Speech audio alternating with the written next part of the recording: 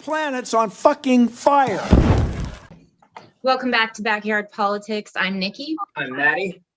And we have two special guests today. We have Shareef and Melisa here to talk about the March for Medicare for All. So why don't you guys go ahead and fill us in on what we've missed since we've had you on last? Yeah, so there's a lot going on the March for Medicare for All front. And so I asked Melisa to come in today with me because I would like for her to kind of go over all the details that they're working on right now for the Portland March. So yeah, there's so many marches now, which is amazing. So I'm just gonna let Melisa take it over from here, and then I'll chime in later. Perfect. Oh, gosh, thank you. So my name is Melisa, and I was just confirmed as the new Portland DSA Medicare for All campaign co-chair just the other day. So things have been moving very quickly in my world. And so Portland's Medicare for All campaign has been working in coalition with a number of groups here on sort of monthly events to kind of raise the profile and keep people talking about Medicare for All. And so when we heard about this national march, we were like, yeah, let's do this. This is great. Let's just hop on this. So we're all super excited to have a big event to work toward. And right now, working out lots of details. Lots of things have not yet been firmed up, but we are at this point kind of building up our coalition and inviting folks in to join us in the planning. And so right now, in addition to my organization, we have folks from the Jaws with Justice Healthcare Caucus. We have HCAO Action, Healthcare for All Oregon Action. They're working with us. Physicians for National Healthcare Program.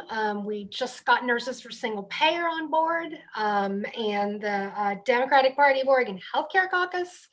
So we're working on them. And then at this point, we are now just going out, reaching out to everyone we can think of, all kinds of different community-based organizations, BIPOC organizations, progressive organizations, anyone we can think of.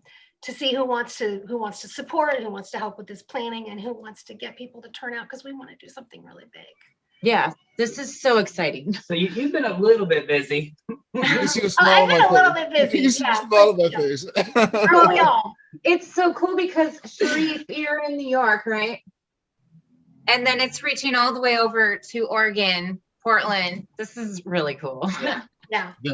Yeah. No, I mean, that's the thing though. That's what it has to be. It has to be big, right? Yeah. Like there's no point in doing this and having it be a small thing. So Right. Exactly. But everyone's excited. Like I love the excitement. I love the energy. I think we've all been, I think we've been waiting, we've been kind of sitting like since Bernie dropped out, like who's talking about Medicare for All? What do we do now? And state-based or national or regional, like what's the next step? And so I think everyone is just super thrilled to have like a thing to focus on and to tell all our friends and get all our people out and remind those people up there that we want this still. We didn't go away.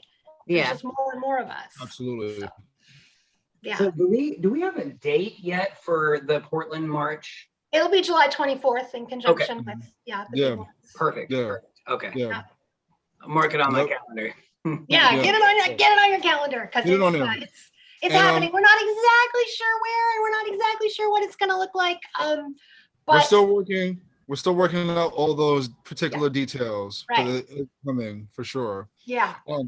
And also too, Nikki is going to live stream the Portland March. So we're gonna work on that. We're gonna work on that. So I'm really excited about that. And we also got 2 performers already that's gonna perform wherever they're gonna be, which I'm excited about that. And I'm gonna be working on guest speakers for the Portland March as well. So we got some things in the pipeline. We got a bunch of folks that we're thinking about. Yeah. So absolutely. Yeah. So it's I'm excited.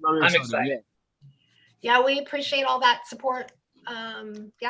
It's great. Yeah, and the biggest point why I wanted to come back on the show and talk about the Portland March, and not just talk the Portland March, but talk about all the marches. This is how we're going to get it. We're too insular sometimes, I feel, here in America, and I just feel like, well, this is my thing, you have your thing, and it doesn't have to be that way, and it shouldn't be that way. It should be, every march, like Portland's going to do their own thing, DC, we're going to do our own thing, LA is going to do their own thing, Seattle's going to do their own thing. The March in New Mexico is going to do their own thing. Chicago's going to do their own thing. Like all these little marches, they're all doing their own thing, but they're under the banner of March for Medicare for All. So the idea is solidarity events across the country. Let everybody know that we're not going away. We're very serious. We want this, So, that's keep the pressure up, and let everybody know that, no matter if they can't even make it, there are other ways you can get involved. Like Seattle right now and whole Washington with the Red Berets, they're doing their ballot initiative. Mm-hmm. If you're out there in Washington State, if you can't make the march, sign a petition. In every state have their own initiative. Here in New York, we have our own. We're pushing that right now. What's blowing up right now on Twitter? California has theirs. Connecticut has theirs. So soon as these other states get it, nationally we'll all get it. And I think that's what we're all pushing for right now. We're pushing absolutely. Yeah. Absolutely. Yeah, it's an exciting time after a kind of quiet time. And I think if we had tried to propose like, hey, let's try to get 1,000 or 2,000 people in the streets in Portland, like on our own without this big national thing, I think that would have felt a little overwhelming, a little challenging. I mean, we can turn people out. We can turn people out in Portland. It just kind of depends on the issue. But yeah, the fact that it's happening nationally and just has that sort of synergistic energy, I think it's pretty exciting. I really like that realistic approach of going like state by state by state to pass it, because call me a dreamer, but like how amazing would it be a year or two from now for us to be sitting around watching this like a race to see which of all the 50 states is going to pass this first, compared to cannabis. Yeah. Like, I want that to be a race. I want it to be like, all right, now we got 35 states have cannabis legalized and 34 have Medicare for all. Like, I want to see that race. I want to watch it like a sporting event, even though it's obviously more important than that. My prediction, national healthcare, 10 years.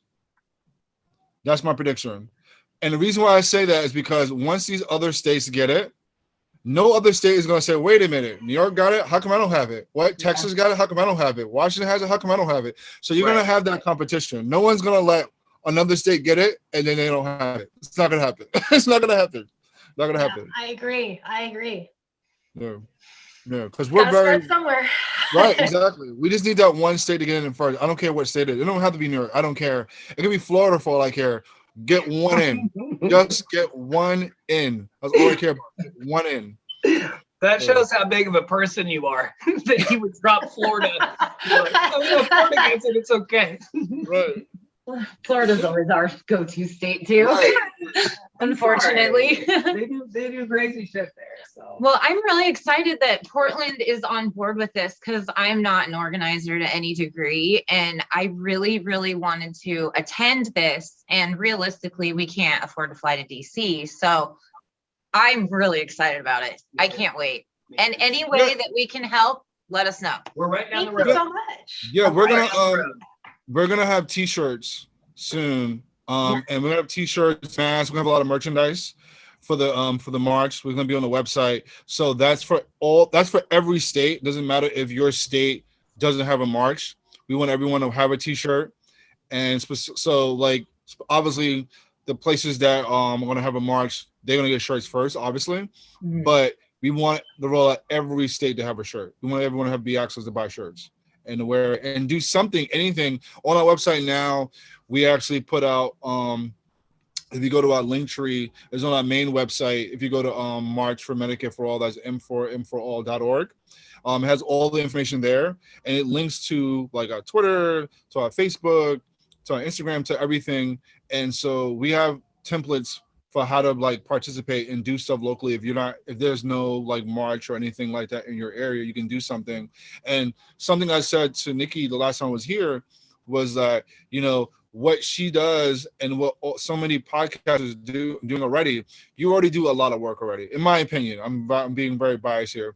I think you guys do enough work already. So even if you guys can't make it, just the fact that you're on your platform, spreading about the march, talking about it, letting people know about it, sharing it, that's, for me, that's enough, because we need people like you guys to validate the march, to let people know that this is a thing that is happening. So to me, kudos to you guys already having a big platform. Seriously. I appreciate that.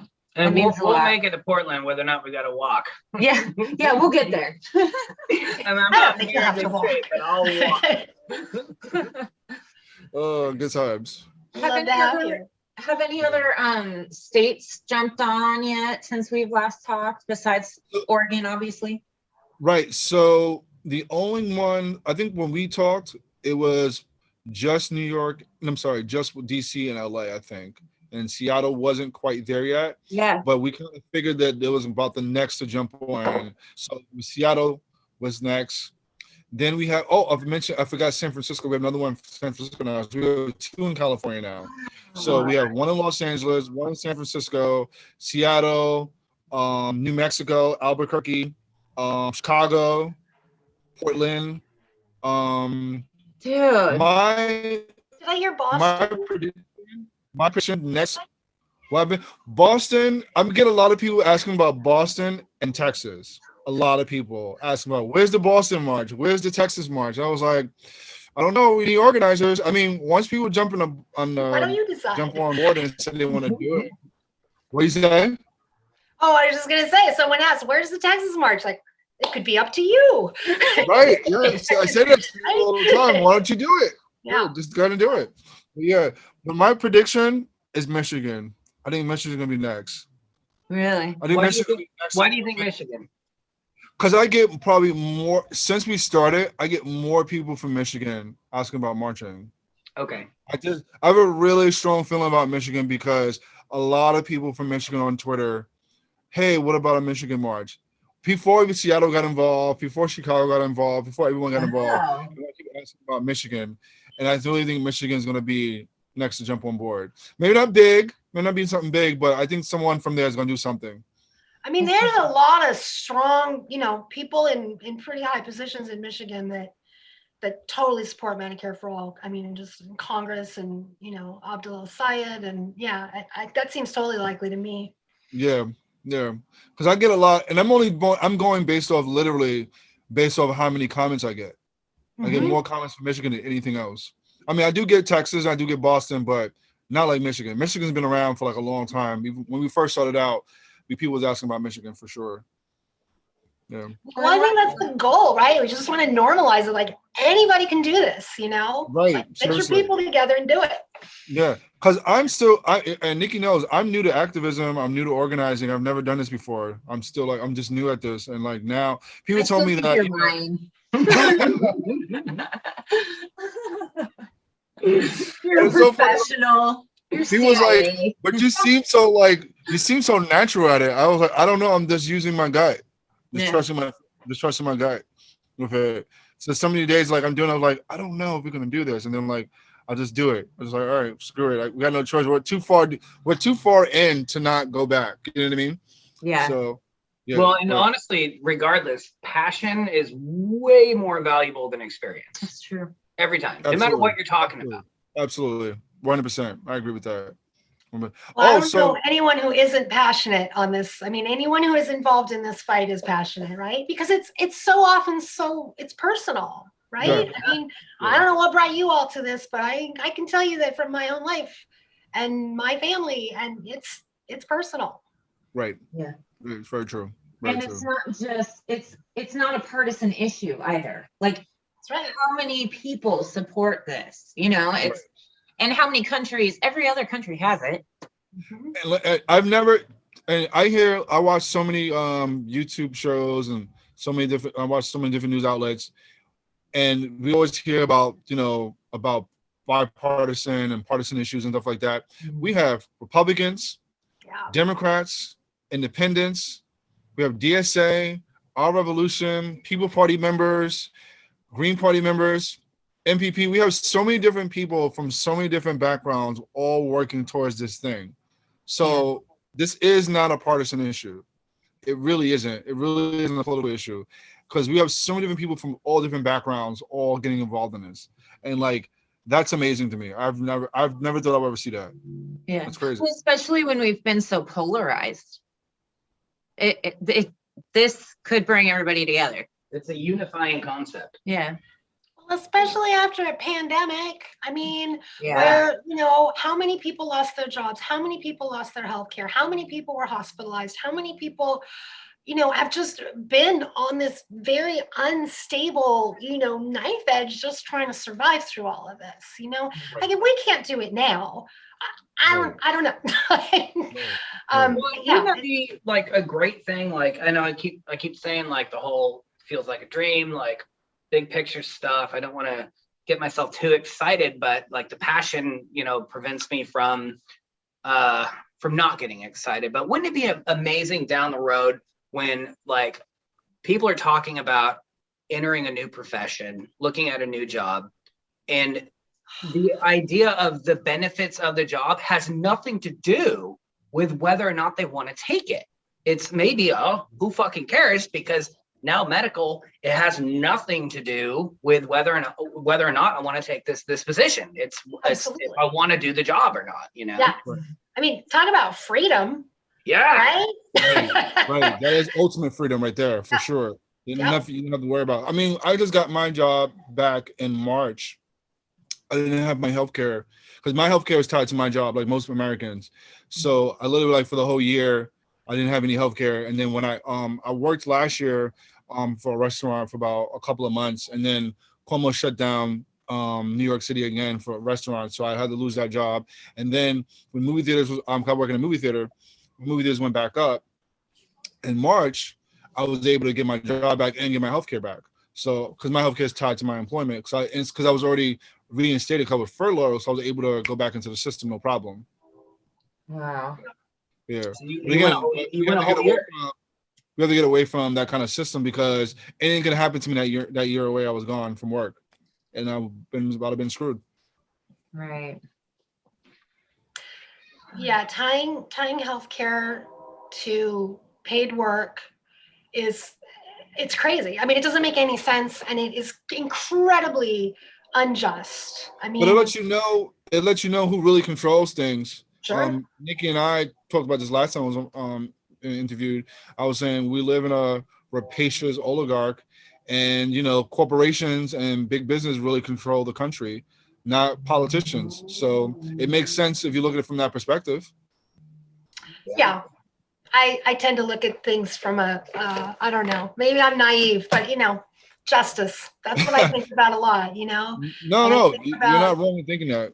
You're not at all. You know, having to make that decision between like staying home, for example, to raise your child, be with your baby, you know, whatever like that, or having healthcare for that child, right? I mean, like those kinds of ridiculous choices that people have to make, or the horrible job with health coverage versus, you know, the job that brings you joy, but, you know, isn't going to help if you end up in the hospital, right? Like all of those kinds of things. Right. Makes you wonder too, like how many people have, and not to like sound like a broken record, but makes you wonder how many people have taken jobs that they know they're going to hate, that they don't want to do, but they only do it because it comes with medical benefits. That's most people. Seriously. Like think about the stress. No, seriously. The relief of stress that would just like, it would be gone for the most part if that wasn't an issue.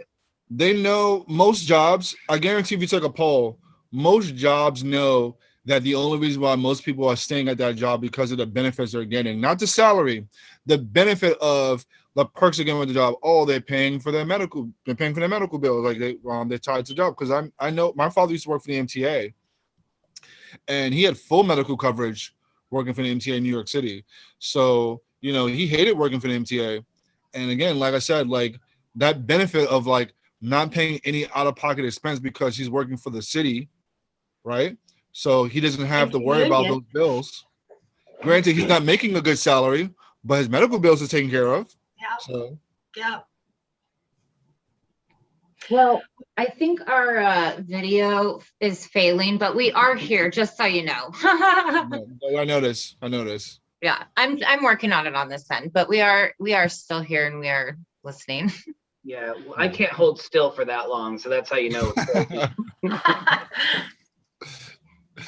Oh man. Oh, I was gonna say, Melisa, how can people get a hold of you? So when people want to volunteer for the march. Absolutely. So right now, we're having people just reach out to our campaign email address, which is dsamm4a@gmail.com. We also have a website, which is medicareforallpdx.com. That's all just spelled out, no abbreviations there. Need to get that updated. It's not updated yet. We're, like I said, finding our people. So and the Portland the email will work. And I noticed that in our Slack for the March for Medicare for All, we actually have a Portland channel now for you guys. Mm-hmm. So I've noticed that some of you was all in there. So that's really good. So they can also hop on the Slack, and I'm pretty sure they can reach out that way as well. Very cool. Yeah. Absolutely. That's the thing that I need to do, is just make sure that we've got people just monitoring the Slack. I mean, 3, 4, I don't know, so many Medicare, so many Slacks. So many Slacks. There's so many Slacks now. I mean, because we created a Slack for every city. For everybody who has a march, we created a Slack for them. So just a place for people to work and organize and reach out to different people. So which I think is incredible. I don't think I've ever seen anything like this before, or heard anything like this before. I've had people who have experience organizing. They said, Shareef, I can't believe you did all this. And I was like, not me. I was like, listen, we have a huge team. I can't do this by myself, for sure. Like, we have so many hands. There's an old saying, many hands make light work. And I agree with that, because there's no way possible if so many members from, Ricky Rance, Ricky and I started this together, and then Edie and Dan and, even Laura Felding from the Red Berets. Savage Joy now is working with us. There's so many different people now putting so many hands on this is like ridiculous, and it's being super helpful. Yeah. Super helpful. Well, even I don't think Nikki, I don't think we talked about this. Marianne Williamson now is going to be the keynote speaker for the DC March. That is so awesome. I saw that the other day, and I was like, no, really? Yeah. Oh shit. Okay. Yeah. And I have some other potential speakers we've been in contact with. I can't say names, but I'm super excited. I want to talk about it, but I can't because I've sworn to secrecy. But it's fun. It's gonna be a good time. It's gonna be a good time. Yeah, your smile says it all. Your smile says it all. We reached out to a lot of people, and I'm very surprised that a lot of these people got back to us. Very, very surprised, especially based on their busy schedules too. Yeah. Well, this is how important this is. No, for sure. No, absolutely. No, for sure. Because everyone has a story. I don't care how much money you have. I don't care what position you have. Everyone has a story. Everyone lost someone or dealt with someone in some way. So I think we all know the movement's here. And something I always say, I'm not taking any like hard work away from any of us who are doing this in March for Medicare for All, but I really feel that this is happening because people are with it. The movement's here. You can't move people. The movement moves people. You know what I mean? Mm-hmm. And so I just think that because it's in the air, it's in the energy, people really want this. This just made sense. A march made sense. A rally made sense. People coming together for this made sense. I don't have a big enough platform. I'm not really anyone. I just think that because I had a good idea when I first brought this up to Ricky or whatever, and then we started assimilating a team, it just happened. You know what I mean? So I just really feel that I just felt that it was like a now or never situation. Because I really believe that. I really feel that we don't do something now, we don't fight now, we're never going to get it. I really feel that we really have to get out there, Yeah, I love how organically this has come together, like you were talking about. It's just, it's people from all over the place that just want healthcare, And it's the best part of it is it's direct action. So you feel like you're actually doing something instead of just sending a check to the DNC. So Right. For for sure.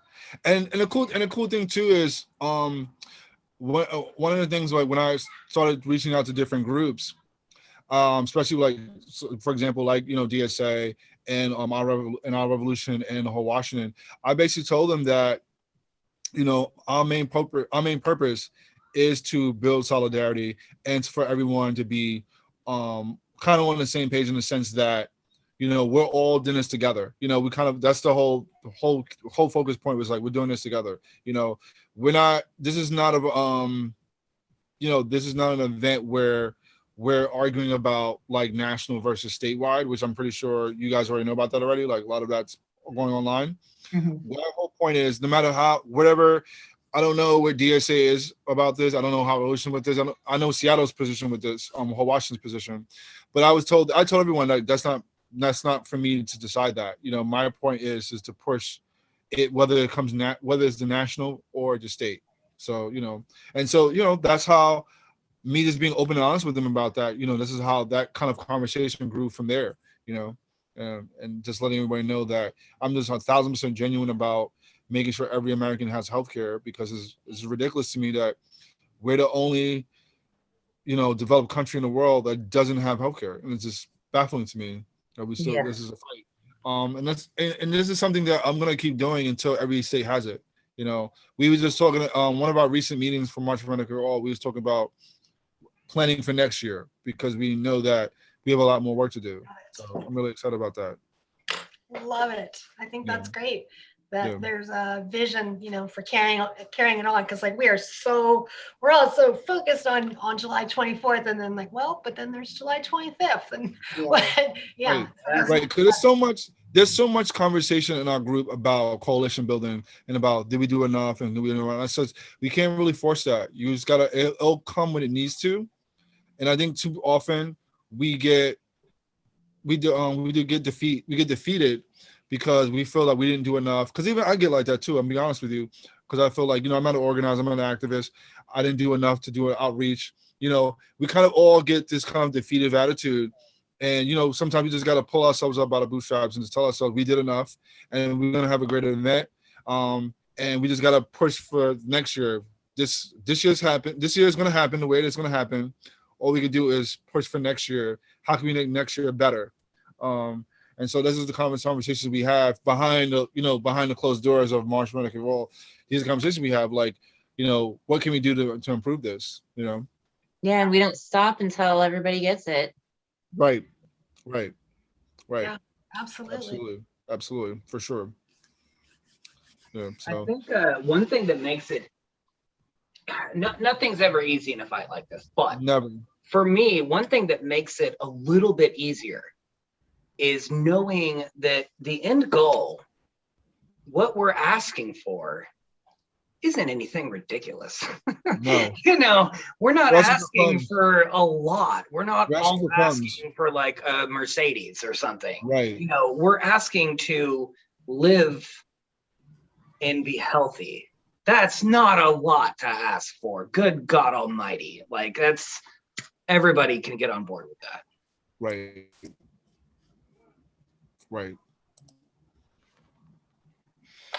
Yeah.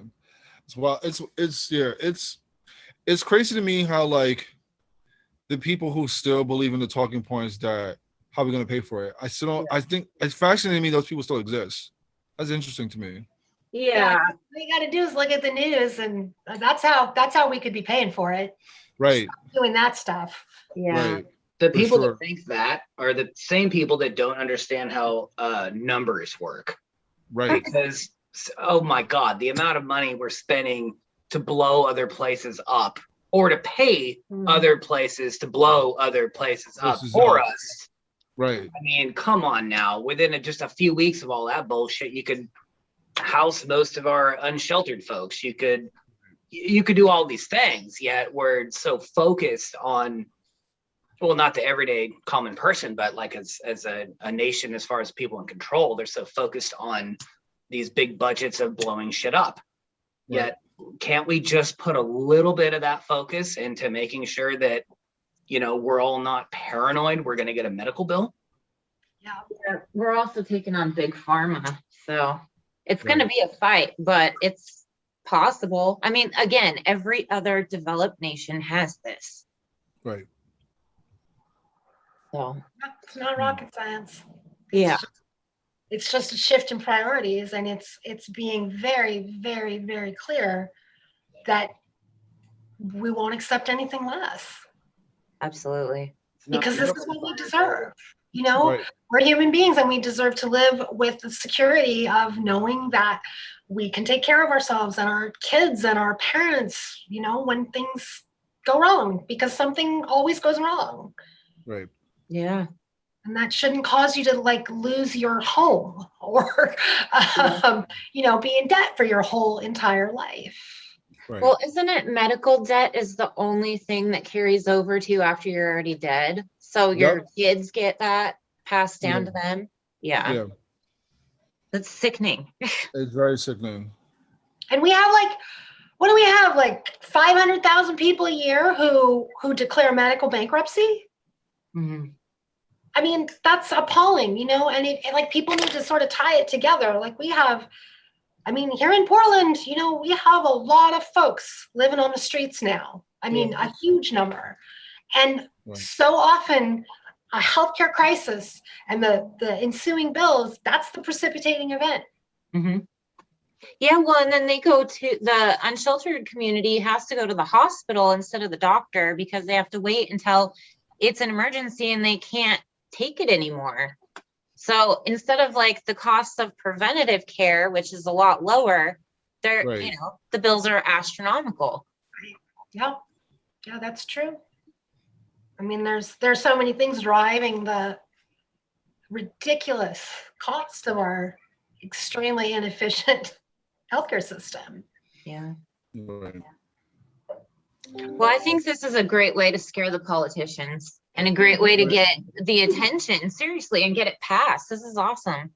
Politicians it's gonna get passed. Maddie, what did you say, Maddie? Oh, I just reiterating what Nikki was saying is politicians rarely act unless they're scared. Yeah. So yeah, we need to scare the shit out of them. For sure. Yeah, we need to have numbers. We need to have numbers that are, you know, awe-inspiring. That's what I'm going for here. I think this is not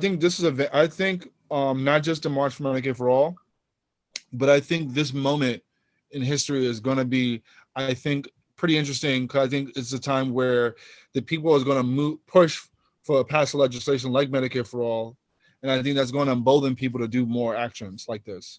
Yeah. For other things, because this is not a movement that's being led by a politician. This is a movement being led by the people. You know what I mean? This is bigger than just putting the burden on one person's shoulder. So many hands is being tied to this event now. So that's why I think it's gonna be really important. Yeah, and it's a good learning tool also so that we can demand more things. Right. So. Right. Yeah, I said this the last time we was here too. Like the Medicare for All fight is the most important fight we're gonna have because once we get that, there's nothing else we can't really accomplish really if we think about it. Because you know we talked about France the last time. They actually have healthcare. They can go out there and protest. Once Americans get healthcare and they can go out and protest, it's a wrap. It's pretty much a done deal. Yeah. Oh man, that would be so amazing. Yeah. It's gonna happen. Yes, it is. It absolutely is. It's just so inspiring to see it starting at, you know, the ground level and at its birth, and then see each time we talk how much it's grown. It's so cool.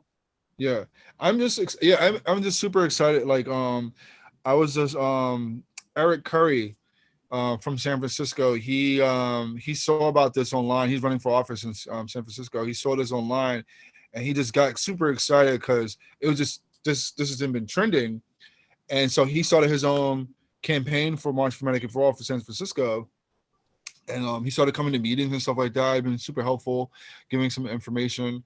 So yeah, it's just been such a tremendous experience to get so many different Americans to come together for this. Because again, like we get I get so many comments from some people. I live here in New York, who says, they appreciate what I'm doing, but it was like, you really think you're gonna get all these people to come out and do this, support this? Americans are, apathetic about things. Blah blah blah. Blah. I was like, I think so.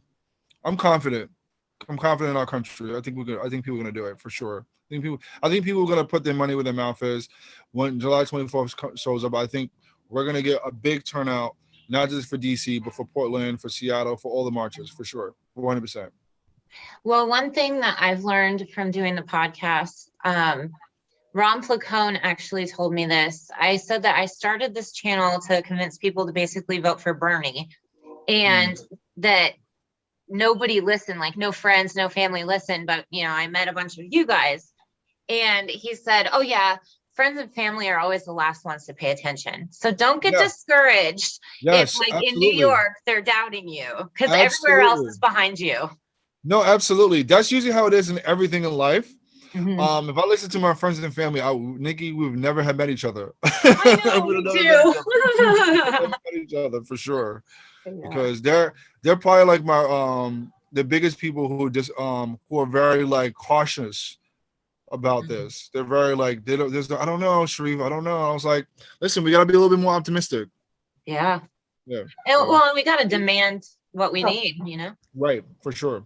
I was just going to say, speaking of friends and family, my father, who just turned 80, has absolutely promised that he will be out on the street with us in Portland. Oh my gosh, that is amazing. He's a good one. Wow. We need photos for that, for sure. Oh, absolutely. Yes. Absolutely. Yeah. I would love to interview him as well, because being of that generation, like you're not open to change very often. No. And for him to be aware, like, that's really cool. Yeah, I mean, he's a good one, I mean, he did raise me after all with a consciousness and awareness. And I mean, he grew up, he grew up at a time when there was a middle class. And when rich people paid their taxes, and when it wasn't a life sentence to go to college, right? So, I mean, I think that is a piece that older folks carry into this fight. And so many of the people that I know, I know a lot of people who have been in this fight for decades, right? And part of that comes from that sense that things can be better because they saw it, I mean, where I am age-wise, my first presidential vote was against Ronald Reagan. So that tells you where I am, right? So my whole life has been austerity, has been, no, we can't, this fiscal responsibility, trickle down BS, right? Yep. Yeah. So, and I think that's a real challenge right now, because that's all my kids have seen.